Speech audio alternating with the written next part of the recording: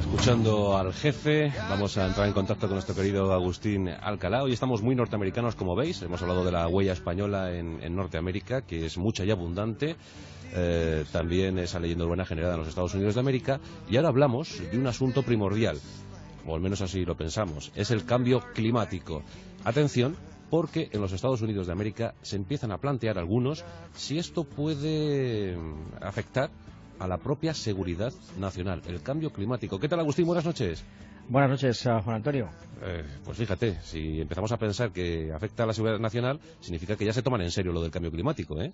Y la verdad es que muchos gobiernos no se lo han tomado en serio durante tantos años de denuncias, de películas y de reclamos de los científicos de que efectivamente las subidas del agua en las costas o las hambrunas producidas por la falta de agua y las amenazas de el cambio climático producido por el hombre puede afectar no solamente a nuestro planeta, sino realmente a algo que en este momento para muchos de los políticos que están en los gobiernos del mundo quizá está más cercano, y es la seguridad nacional, los asuntos más importantes y vitales que tienen todos los días en sus despachos, en sus mesas, y a los que deben de atender, como la lucha puede ser contra el terrorismo o también las guerras futuras. Y eso es lo que han coincidido en este momento tres entidades completamente distintas. Una de ellas es el Congreso norteamericano, otra un grupo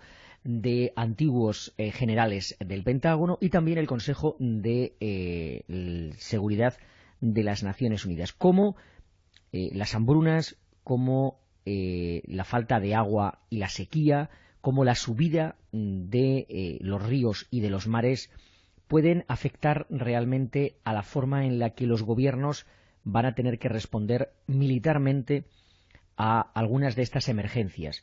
Imagínate que una hambruna en África, una mayor sequía de la que ya estamos todos acostumbrados, producen un movimiento de masas de unos países a otros. Claro.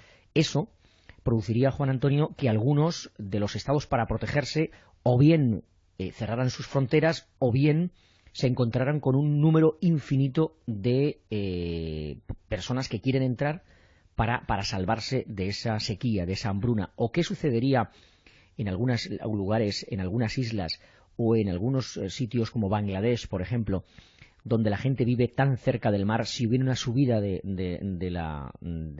las costas y se producirían pues inundaciones masivas en el lugar donde vivían? Todos esos refugiados, ¿dónde van a ir?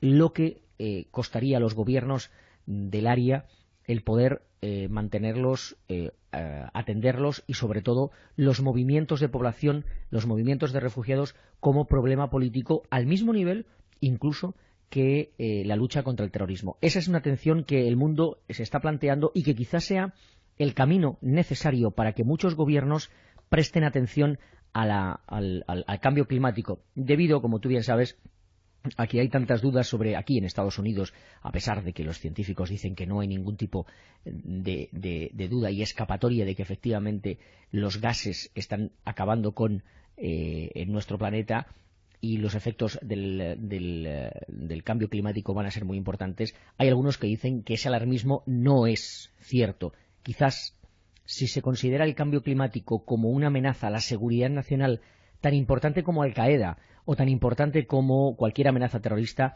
quizá los políticos de Washington y los políticos de otros lugares del mundo presten mucho más atención a este cambio climático. Y digamos que el concepto seguridad nacional es un concepto sagrado en Estados Unidos. Cuando alguien lo utiliza, ¿verdad?, saltan todas las alarmas. Y que efectivamente es uno de los factores importantes a la hora de elegir al nuevo o a la nueva presidenta de Estados Unidos. Efectivamente son asuntos que muy importantes en la agenda política norteamericana, y confiemos que se lo tomen muy muy en serio y que el cambio climático, ya sea como amenaza medioambiental, lo atiendan y si ya se considera una amenaza contra la seguridad nacional, todavía lo presten muchísima más atención. Sí, sí, pero bueno, pues el cambio climático, pero yo lo que realmente quiero ser es multimillonario, Agustín. Te lo voy a confesar abiertamente. ¿Y quién no? Quiero invertir ya, voy a invertir, no sé, se me antoja una cantidad importante, $200, en algún fondo de inversión arriesgado para hacerme millonario en 2 años. ¿Puede ser? Pues te cuento, esta semana ha habido una serie de titulares importantes. Wall Street ha cerrado en números récords por encima de los 13.000 puntos.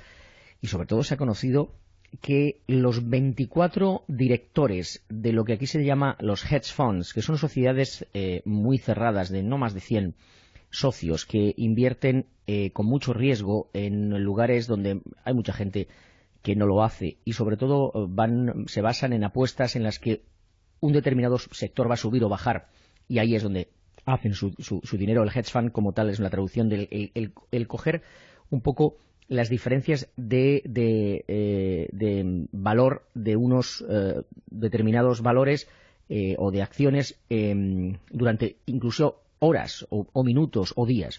Entonces, los 24 directores de estos hedge funds más importantes que hay en Estados Unidos el año pasado percibieron 14.000 millones de dólares. Qué barbaridad. Solo estando un poco pendientes, ¿no? Hay alguno de ellos que ha ganado 1.800 millones de dólares.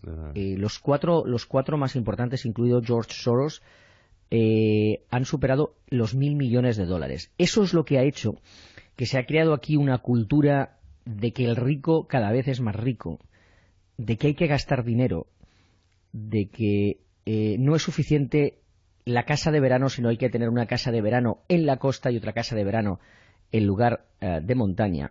Y ahí está creando alrededor de esta gente con muchísimo dinero una cultura de la vuelta de la figura del criado, como retrataron en esa famosa serie de televisión Arriba y Abajo. Arriba y Abajo, sí, sí.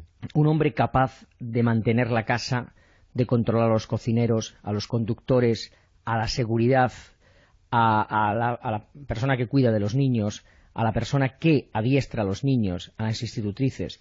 Y esa figura que se ha hecho muy, muy particularmente en California, donde aproximadamente 250.000 de hogares de californianos tienen unas ganancias anuales de más de $200.000. Eso hace que la figura del criado especialista se ha convertido en uno de los trabajos mejor remunerados, más de $90.000 al año. $90.000 al año gana un mayordomo. Un mayordomo de cualificación importante, un mayordomo que sea capaz de controlar a un grupo, a lo que aquí se llama el staff, a un grupo de 5 o 6 empleados, ya sea jardinero, cocinero, criado, institutriz o simplemente la típica nanny, y respondiendo a las demandas de las personas que quizá ya no saben cómo gastar su dinero. O sea, si no tienes un mayordomo ahora mismo no eres nadie. Si no tienes un mayordomo o un criado de alta graduación en algunos lugares en Nueva York o en California, realmente no eres nadie. No eres nadie y bueno, nos acordamos de aquel Jeffrey, ¿verdad?, del Príncipe de Bel-Air, que es el mayordomo que todo el mundo anhela tener algún día. Yo no sé si los fichan en el propio país o van a Inglaterra. Hay mucho que llega desde Gran Bretaña, claro. Por aquello del acento y por aquello del señorío. Eso, y acuérdate de la película Lo que queda del día también.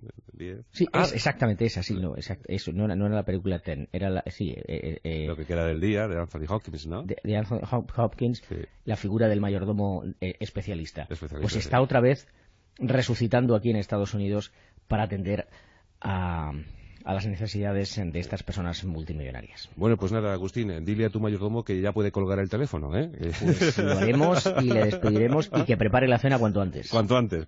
Un abrazo tremendo, Agustín. Saludos hasta la semana que viene. Saludos.